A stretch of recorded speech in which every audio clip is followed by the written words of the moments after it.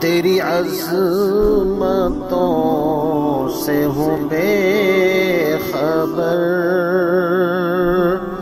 یہ میری نظر کا قصور ہے۔ اعوذ باللہ من الشیطان الرجیم، بسم اللہ الرحمن الرحیم۔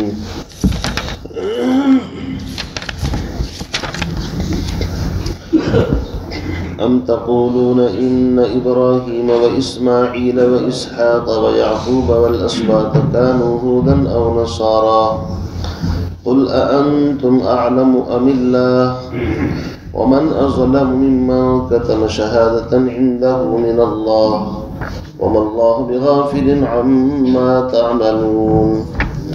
تلك أمة قد خلت لها ما كسبت ولكم ما كسبتم ولا تسألون عما كانوا يعملون۔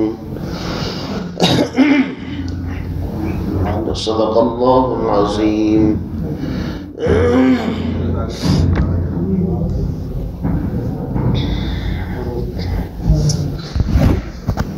یہ پارہ نمبر 1 الف لام میم، اس کا بالکل آخری اور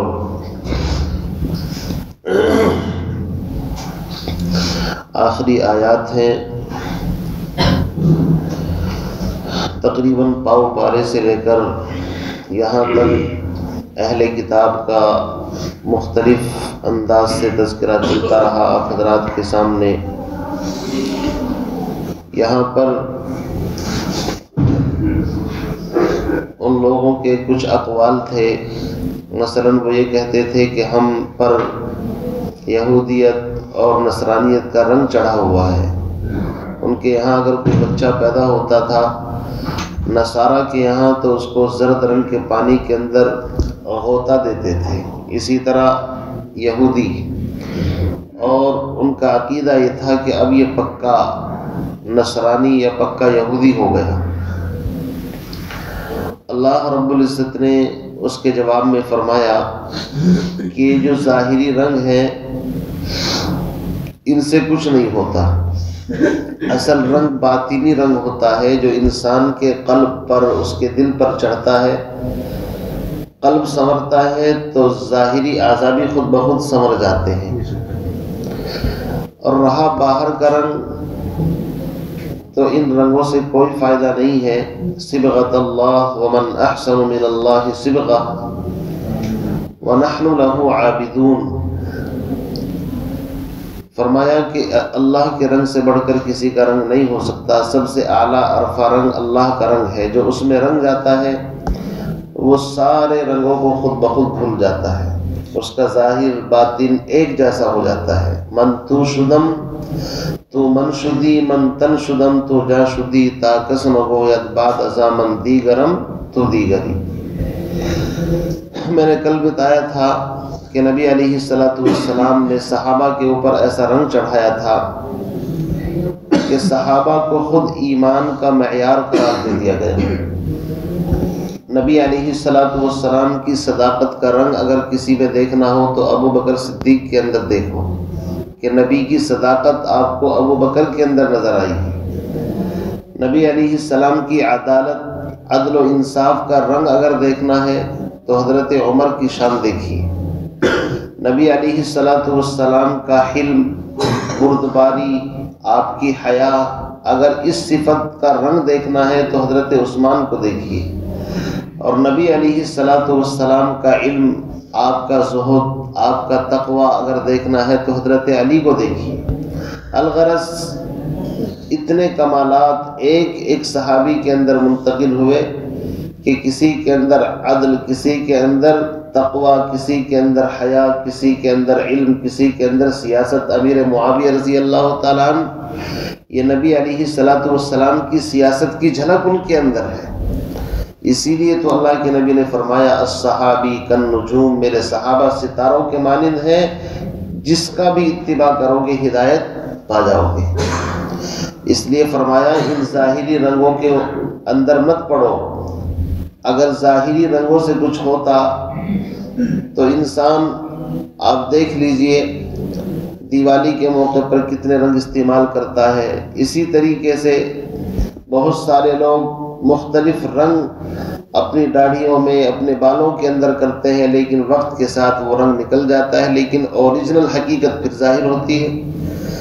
تو فرمایا ان رنگوں سے کچھ نہیں ہوتا، اصل رنگ وہ ہے کہ جس کے قلب کے اوپر دین کا رنگ چڑھ جائے۔ تو فرمایا صبغۃ اللہ ومن احسن من اللہ صبغہ ونحن له عابدون، فرمایا ہم اسی کی عبادت کرتے ہیں، اس کے ساتھ کسی کو شریک نہیں ٹھہراتے۔ اس کے بعد فرمایا قل، اے نبی آپ ان لوگوں سے، بہت لمبا ان کا ذکر آ چکا ہے، آخر میں اب ان سے یہ کہو اتحاجوننا فی اللہ، کیا تم ہم سے اللہ کے بارے میں، دین اسلام کے بارے میں، توحید کے بارے میں جھگڑا کرتے ہو؟ وَهُوَ رَبُّنَا وَرَبُّكُمْ، حالانکہ وہی ہمارا رب ہے اور تمہارا بھی رب ہے۔ وَلَنَا أَعْمَالُنَا وَلَكُمْ أَعْمَالُكُمْ، اگر تم ہماری بات نہیں مانتے تو یاد رکھو تمہارے لیے تمہارے اعمال، ہمارے لیے ہمارے اعمال۔ لَكُمْ دِينُكُمْ وَلِيَ دِينِ، تمہارے لیے تمہارا دین، ہمارے لیے ہمارا دین۔ یہ آخر بات ہوتی ہے جب انسان بحث حجت پر اتر آئے اور دلائل سے بھی نہ مانے، تو آخر میں پھر یہ کہا جاتا ہے بھئی اگر تم زیادہ اچھے اپنے آپ کو سمجھتے ہو تو ٹھیک ہے، تمہارا دین تمہارے لیے اور ہمارا دین ہمارے لیے۔ آخری بات ہوتی ہے، اس سے بڑی بات پھر کیا ہوگی؟ آگے فرمایا وَنَحْنُ لَهُ مُخْلِصُونَ، اور ہم تو خالص اس ہی کے فرما بردار ہیں۔ اخلاص کے ساتھ عمل کرنا بڑا اونچا کام ہے۔ پہلے عابدون کا ذکر آیا، پھر مخلصون کا۔ علماء فرماتے ہیں کہ عبادت وہی قابل قبول ہے جو اخلاص کے ساتھ کی جائے۔ اب جس میں اخلاص نہ ہو وہ عبادت قابل قبول نہیں ہے۔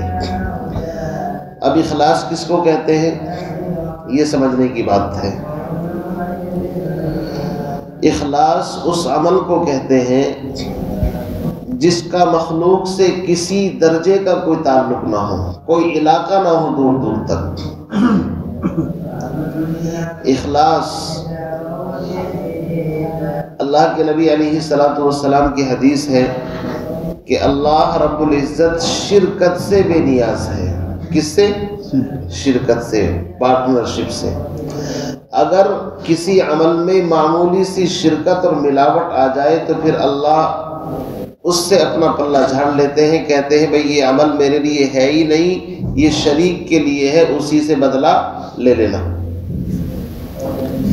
اس لیے انسان کو اس مقام پر ڈرنا چاہیے۔ حدیث پاک کے اندر فرمایا الناس کلہم ہالکون الا العالمون، سارے کے سارے لوگ ہلاک اور برباد ہونے والے ہیں سوائے علماء کے۔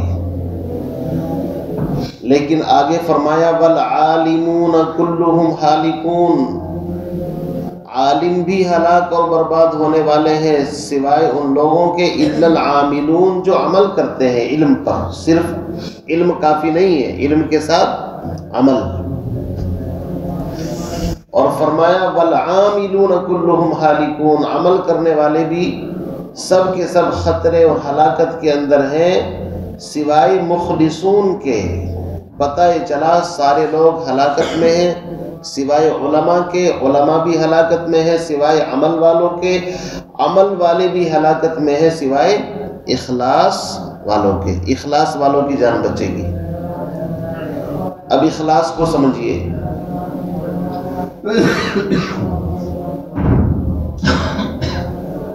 دونوں جہان کے اندر عمل کے اوپر کسی بدلے کا انسان بالکل بھی خیال ذہن کے اندر نہ لائے، اس کو بعض علماء نے اخلاص کہا ہے، نہ دنیا کے اندر نہ آخرت کے اندر۔ اس کا مطلب یہ ہوا کہ ہم اپنے عمل سے جنت کا بھی وہ نہ رکھیں کہ جنت بھی ملے گی یا نہیں ملے گی۔ کیوں؟ اس لیے کہ اگر جنت کے لالچ میں عبادت کر رہے ہیں تو بعض علماء فرماتے ہیں یہ بھی اخلاص کے منافی ہے۔ اخلاص کا مطلب یہ ہے کہ ہم غلام ہیں، بندے ہیں، بندے کو بندگی کرنی ہے، بس اس کا کام بندگی ہے۔ بندے کو کیا کرنی ہے؟ بندگی. غلام کو غلامی کرنی ہے. اس کا آقا مناسب سمجھے گا تو کچھ دے دے گا, نہیں سمجھے گا تو کچھ نہیں دے گا. ہمارا استحقاق نہیں ہے کہ ہم کہیں کہ ہم نے عبادت کی ہے لہذا ہمیں یہ چیز ملنی چاہیے. یہ اخلاص کے منافی. آپ اخلاص کی تفسیر یہیں پر سمجھ لیں, آگے پھر آپ کو موقع نہیں ملے گا. بار بار یہ لفظ قرآن کے اندر آئے گا. جنید بغدادی رحمۃ اللہ علیہ جو رئیس الاولیاء ہیں, وہ فرماتے ہیں کہ اخلاص یہ اللہ اور بندے کے درمیان ایک راز ہے. نہ کسی فرشتے کو اس پر اللہ نے مطلع کیا. کیوں؟ فرشتے کو مطلع کریں گے وہ لکھ لے گا, اللہ نہیں چاہتے اس کو لکھا جائے. اخلاص کا مطلب سمجھیے. نہ کسی شیطان کو اس پر مطلع کیا کہ شیطان اس عمل کو ضائع کرنے کے چکر میں لگے. اخلاص والے کو تو ضائع کرے گا, وہ ریاکاری کی کیا ضرورت ہے اس کو, وہ تو ہے ہی پہلے سے ضائع. نہ فرشتے کو بتایا کہ اس کو لکھے, نہ شیطان کو بتایا کہ اس کو ضائع کرنے کی فکر میں رہے, اور انسان کے نفس سے بھی اس کو الگ رکھا. ورنہ نفس بھی مائل ہوتا ہے کہ میں نے کچھ کر رکھا ہے نا. سوچتا ہے نا انسان, میں نے اتنے حج کر رکھے ہیں بھائی صاحب, یہ ہے, میں نے اتنے عمرے کر رکھے ہیں, میں نے اتنے چلے 4 مہینے لگا رکھے ہیں. مطلب اپنی کچھ نہ کچھ اس کے اندر نفس مائل کر کے کہ میں بڑا ہوں, یہ چیز لے کر کے آئے گا. یہ فرماتے ہیں جنید بغدادی رحمۃ اللہ علیہ. اور ایک بہت بڑے عالم ہیں علامہ ابو القاسم قشیری رحمۃ اللہ علیہ, وہ ایک حدیث نقل کرتے ہیں کہ جناب نبی علیہ الصلوۃ والسلام نے حضرت جبریل سے پوچھا, جبریل یہ اخلاص کیا چیز ہے؟ چونکہ واسطہ تو وہی ہے. حضرت جبریل اللہ سے پوچھتے ہیں, اللہ یہ اخلاص کس چیز کو کہتے ہیں, یہ تو بتاؤ, چونکہ اخلاص کے بغیر کچھ ہے ہی نہیں. اللہ نے فرمایا, جبریل یہ میرے اور میرے بندے کے درمیان ایک بھید ہے, ایک راز ہے. میں جس سے راضی اور خوش ہوتا ہوں بس اس بندے کے دل کے اندر وہ بات رہتی ہے, اس کے علاوہ کسی اور کو اس پر مطلع نہیں کیا جاتا. اسی لیے صوفیہ کہتے ہیں ہم تم ہی آگاہ ہیں اس ربط خفی سے. ہم تم ہی آگاہ مطلب باخبر, ہم تم ہی آگاہ ہیں, اللہ کو مخاطب کیا جا رہا ہے, ہم تم ہی آگاہ ہیں اس ربط خفی سے, معلوم کسی اور کو یہ راز نہیں ہے, اور باتیں تو ہیں ہر دم, ہاں تم سا کوئی ہمدم کوئی دمساز نہیں ہے, باتیں تو ہیں ہر دم مگر آواز نہیں ہے. جب اللہ سے چپکے باتیں ہونے لگے, کسی کو پتہ نہ چلے, تو سمجھو یہ اخلاص اس کو بندے کو حاصل ہو گیا. کتنا اچھا شعر کا, ہم تم ہی آگاہ مطلب باخبر ہے, کسی اور کو پتہ نہیں ہے. ہم تم ہی آگاہ ہیں اس ربط خفی, یعنی باریک ربط ہوتا ہے اللہ اور بندے کے درمیان. کیسا؟ جیسے فون ادھر سے ملاتے ہیں اور ایکسچینج کے دوارا جہاں پر ملانا ہوتا ہے وہاں پہنچ جاتا ہے. ادھر بندہ اللہ کو یاد کرتا ہے, اس کا مولا اس کی طرف متوجہ رہتا ہی ہے, بس اس کا تار کنیکشن جڑ جاتا ہے. ہم تم ہی آگاہ ہیں اس ربط خفی سے, معلوم کسی اور کو یہ راز نہیں ہے, تم سا کوئی ہمدم کوئی دمساز نہیں ہے, باتیں تو ہیں ہر دم مگر آواز نہیں ہے. اللہ والوں کی باتیں اللہ سے ہو رہی ہیں لیکن اس میں الفاظ اور حروف نہیں ہوتے, ان کے دل پر آتے رہتے ہیں اللہ کی طرف سے الفاظ. تو اس کو کہتے ہیں میرے بھائی اخلاص. اب آپ اندازہ لگائیے کہ کتنا پلسرات والا راستہ ہے اخلاص والا. اس لیے نیکی کر دریا میں ڈال, اگر معمولی سی بھی اس کے اندر ریاکاری کی جھلک پیدا ہو گئی تو سمجھو خدا کی قسم بیکار, اس کا کچھ نہیں, ساری زندگی برباد کر دی اس نے. سمجھے نہیں؟ تو فرمایا وَنَحْنُ لَهُ مُخْلِصُونَ, اور ہم سب اس ہی کے خالص فرما بردار ہیں. اب اخیر میں فرمایا ام تقولون, کیا یہ لوگ اس بات کا دعویٰ کرتے ہیں, یوں کہتے ہیں ان ابراہیم و اسماعیل و اسحاق و یعقوب والاسباط کانوا ھودا او نصارا. اہل کتاب کہتے تھے ابراہیم، اسماعیل، اسحاق، یعقوب اور ان کی اولاد علیہم السلام جو انبیاء ہیں، کانوا ھودا وہ سب کے سب یہودی تھے، او نصارا یا نصرانی تھے. حالانکہ یہ بات بالکل غلط ہے. کیوں؟ اس لیے کہ یہودیت اور نصرانیت بعد کی چیز ہے. یہ تو ابراہیم علیہ السلام سے ہزاروں سال بعد کے اندر وجود کے اندر آئی ہے یہودیت اور نصرانیت. پہلے اس کا نام دین اسلام تھا، ملت ابراہیم تھا. یہودیت اور نصرانیت کا تو نام و نشان بھی نہیں تھا. سمجھ رہے؟ جیسے دیوبندیت، تبلیغیت، بریلویت کتنے دن کی پیداوار ہے؟ زیادہ سے زیادہ 200 سال ہو گئے ہوں گے، 150 سال. اصل ہے اہل سنت والجماعت. اصل کیا لفظ ہے؟ اہل حق کا نام ہے اہل سنت والجماعت.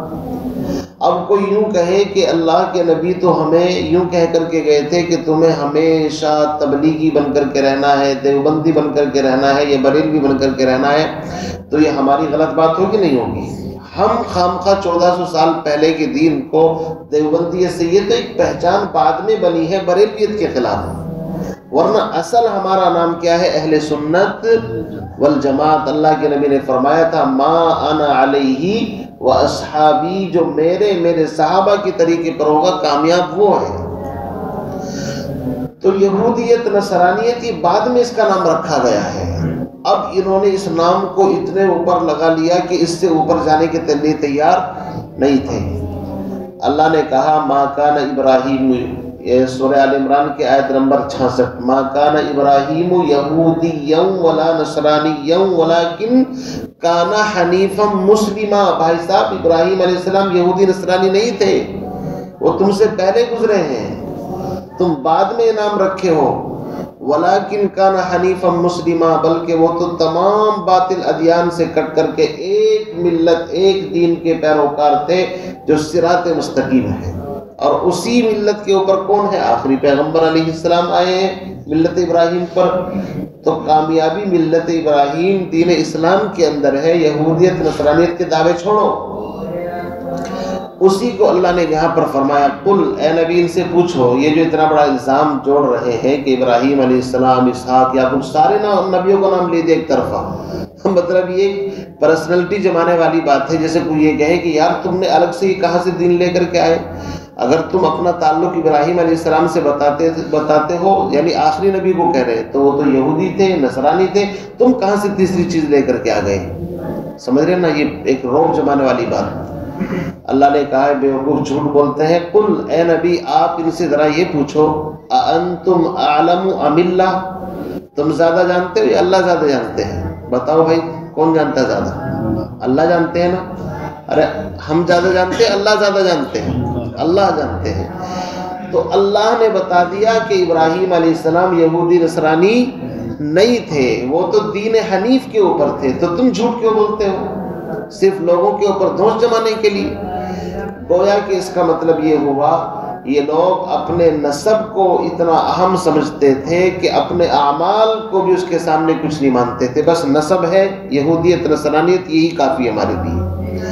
اور میں کہتا ہوں بار بار، یہ ان کو کہا جا رہا ہے لیکن سنانا مجھے اور آپ کو ہے. ہم جو اپنے نسبوں پر فخر کرتے ہیں نا، ہمیں بھی یہ بات اپنے ذہن سے نکال لینی چاہیے. نسب کام نہیں آئے گا. اللہ کے نبی علیہ السلام نے جب خطبہ دیا، اپنے خاندان کے لوگوں کو کہا یا معاشر قریش، اے قریش کے لوگوں سنو، اے میری پھوپھی صفیہ سنو، اے میری بیٹی فاطمہ سنو. جس انسان کو اس کا عمل پچھاڑ دے گا، اس کا حسب نسب اس کو آگے نہیں کر سکتا. من بطأ به عمله لم يسرع به نسبه، حدیث ہے کہ جس کو اس کا عمل پیچھے کی طرف دھکیل دے گا، اعمال تو کچھ ہوں گے نہیں، تو صرف وہ نسب کی بنا پر آگے نہیں بڑھ پائے گا. اپنی بیٹی کو خطاب کرے جو آپ کے جگر کا گوشہ ہے. تو پھر بھائی ہم سوچے کہ ہم تو پیر صاحب کے بیٹے ہیں، بلا بڑے وزیر صاحب کے بیٹے ہیں، فلاں ہے. اس راستے میں فلاں ابن فلاں کوئی چیز نہیں ہے. یہاں تو عمل ہے، ان اکرمکم عند اللہ اتقاکم، جس کی زندگی میں عمل ہوگا چاہے وہ کالا بلال ہی کیوں نہ ہو، حبشے سے چل کر آنے والا ہو، اس کی زبان بھی عربی نہیں، رنگ بھی گورا نہیں، لیکن عمل زندگی کے اندر ہے، تو ابو لہب ابو جہل جو پکے قریشی ہیں، نبی کے خاندان کے ہیں، ان سے لاکھوں درجے اوپر ہے وہ۔ تو اس سے آپ اندازہ لگا لیں کہ حسب نسب والی چیزیں بات کی چیزیں ہیں۔ آگے فرمایا ومن اظلم ممن کتم، اور اس شخص سے بڑھ کر کے زیادہ ظالم کون ہوگا جو گواہی کو چھپائے، اس گواہی کو جو اللہ کے پاس ہے۔ تورات میں انجیل میں صاف لکھا ہے کہ ابراہیم علیہ السلام یہودی نصرانی نہیں، ملت ابراہیم پر ہے۔ تورات میں انجیل میں صاف لکھا ہے آخری پیغمبر حضرت ابراہیم علیہ السلام ہی کی اولاد میں سے ہیں، بس فرق یہ ہے کہ اسماعیل کے واسطے سے ہیں۔ تورات انجیل میں صاف لکھا ہے کہ حسب نسب سے کامیابی نہیں بلکہ اعمال سے کامیابی ہے، تو ان گواہیوں کو کیوں چھپاتے ہو؟ اس سے بڑھ کر کے ظالم کون جو گواہی کو چھپائے جو ان کے پاس اللہ کی طرف سے گواہی آئی ہے۔ پتہ چلا گواہی کو چھپانا بدترین ظلم ہے۔ وَمَا اللَّهُ بِغَافِلٍ عَمَّا تَعْمَلُونَ، اللہ تعالیٰ تمہارے کاموں سے غافل بے خبر نہیں ہے، اللہ کو سب پتہ ہے۔ بھائی صاحب، رات میں عمل کرو، دن میں کرو، اندھیرے میں کرو، اجالے میں کرو، یہ بھی اخلاص ہی کی گویا کی طرف اشارہ کر رہا ہے کہ اصل چیز اللہ کی رضا ہے۔ آگے پھر اخیر میں وہی آیت تلک امت قد خلت، تمہارے جو دعوے ہیں کہ ہم ابراہیم علیہ السلام کی نسل سے ہیں، اسحاق کی، یعقوب کی، فلاں ہمارے نبی اور ہمارے پیغمبر بڑے ہیں، ہم نبیوں کی اولاد ہیں، ہم ایسے ہیں، ڈبل پیسے ہیں۔ اللہ نے پھر اس کی وضاحت کی، تلک امت، وہ ایک جماعت تھی۔ امہ کس کو کہتے ہیں؟ بعض مفسرین نے لکھا ہے کہ 40 سے لے کر 100 افراد تک کی جماعت کو امت کہا جاتا ہے، بس 40 سے اوپر شروع، پھر وہ چاہے کتنے بھی۔ تلک امت، وہ ایک جماعت تھی، قد خلت، وہ گزر چکی۔ ایسا نہیں کہ وہ اعمال تمہارے لیے رکھ کر کے چلے گئے ہوں کسی جگہ سیو کر کے کہ اعمال ہم کر رہے ہیں اور اس میں سے ہماری اولاد کو کچھ ڈیوائیڈ کر دینا، تقسیم کر دینا۔ یہ نصارہ نے عجیب بات گھڑی ہے۔ یہ کیا کرتے ہیں جانتے ہیں آپ؟ اتوار کے دن چرچ میں جاتے ہیں، وہاں جو پادری ہوتے ہیں جا کر کے اس کو لسٹ تھما دیتے ہیں کہ جناب اس ہفتے میں نے شراب پی ہے، میں نے یہ کر لیا وہ کر لیا، اور آپ فادر سے جا کر کے بس یہ سارے کے سارے مطلب اس سے لکھتے ہیں اور گوڑ سے کہو کہ ہمارے گناہ معاف کر دے۔ ان کا عقیدہ یہ ہے کہ عیسیٰ علیہ السلام اپنے سارے امتیوں کے گناہ اپنے سر پر لے لیں گے اور ان کو پاک صاف کر دیں گے۔ دیکھو کتنے بڑے جھانسے میں ان لوگوں کو بیوقوف بنا رکھا ہے۔ ہمارے یہاں تو قرآن کہتا ہے وَلَا تَزِرُ وَازِرَةٌ وِزْرَ أُخْرَىٰ، کوئی کسی کا بوجھ نہیں اٹھائے گا، ہر انسان کو اپنا بوجھ اٹھانا پڑے گا۔ یوم یفر المرء من اخیہ وامہ وابیہ وصاحبتہ وبنیہ، ایک دوسرے کو پہچاننا ہی بند کر دیں گے جب تک حساب کتاب نہیں ہوگا۔ قرآن کہتا ہے یا بنی اسرائیل اذکروا نعمتی التی انعمت علیکم وانی فضلتکم علی العالمین واتقوا یوما لا تجزی نفس عن نفس شیئا ولا یقبل منها شفاعة ولا یؤخذ منها عدل ولا هم ینصرون۔ یہ آیات ہمیں جھنجھوڑتی ہیں کہ انسان کو بھائی صاحب اپنے ہی اعمال کرنے پڑیں گے، کسی دوسرے کی کوئی نیکی اللہ چاہے گا تو تھوڑا بہت سہارا لگ سکتا ہے ورنہ کوئی گارنٹی نہیں ہے۔ فرمایا تلک امت قد خلت۔ علامہ آلوسی سید محمود بغدادی نے اسی لیے فرمایا ہے کہ پہلے آیا تھا اہل کتاب کے لیے، اس مرتبہ جو یہ آیا ہے یہ میرے اور آپ کے لیے آیا ہے کہ ہم بھی اس دھوکے سے نکلے کہ ہم فلاں کی اولاد ہیں، فلاں بزرگ کی اولاد ہیں۔ تلک امت، وہ ایک جماعت تھی، قد خلت، جو گزر چکی، لہا ما کسبت، اس کے لیے وہ ہے جو اس نے کمایا، وَلَكُمْ مَا كَسَبْتُمْ، تمہارے لیے وہ ہے جو تم کما رہے ہو، اچھا یا برا۔ الدنیا مزرعۃ الآخرہ، اچھا کماؤ گے اچھا مطلب درخت لگے گا، اچھا نتیجہ نکلے گا۔ وَلَا تُسْأَلُونَ عَمَّا كَانُوا يَعْمَلُونَ، اور تم سے پوچھ گچھ نہیں کی جائے گی ان اعمال کے بارے میں جو انہوں نے کیا ہے۔ وہ اعمال کر کے گئے ہیں، ان سے پوچھ گچھ ہوگی، تم اعمال کر کے جاؤ گے تم سے پوچھ گچھ ہوگی۔ بہرحال یہ اس پارے کی بالکل آخری آیات تھی اور گویا کہ ایک طریقے سے تحویل قبلہ کا مقدمہ ہے۔ समझाया जा रहा है, आगे चल करके कुछ न कुछ बड़ा हुक्म आने वाला है। तो इंशाअल्लाह पारा नंबर 2 सयक़ूलुस्सुफ़हाउ मिनन्नासि मा वल्लाहुम, यहाँ से तहवील क़िबला का इंशाअल्लाह तकरीबन 1-1.5 रुकू के अंदर तज़किरा आएगा। बड़ी अहम बातें आएंगी। हम सबसे पहले अल्लाह के बेहद शुक्रगुजार हैं कि उसने आफ़ियत के साथ अपने इस कुरान की जो अजीम किताब है, एक पारे की मुख्तसर सी टूटी फूटी, हम इस लायक नहीं, कहाँ हम और कहाँ ये निखते गुल, नसीम सुबह बस्तरी मेहरबानी। अल्लाह इखलास के साथ, जिस इखलास का तज़किरा हम अभी कर रहे थे, रियाकारी से बचा करके इखलास के साथ हमारे टूटे फूटे इन कलिमात को जो तफसीरी शक्ल में हमने आप हज़रात के सामने पेश किए हैं, अल्लाह इनको अपनी बारगाह में शर्फ़ कबूलियत नसीब फरमाए, अपनी रज़ा का सर्टिफिकेट अता फरमाए, और इस कुरान पाक की तफसीर के इस अमल को अल्लाह ताला मेरी, आपकी, हमारी नस्लों की तमाम की अल्लाह ताला नजात का ज़रिया बनाए। सुब्हानल्लाहि व बिहम्दिही, सुब्हानकल्लाहुम्मा व बिहम्दिक, अशहदु अल्ला इलाहा इल्लल्लाह। तशरीफ रखे हुए मशवरा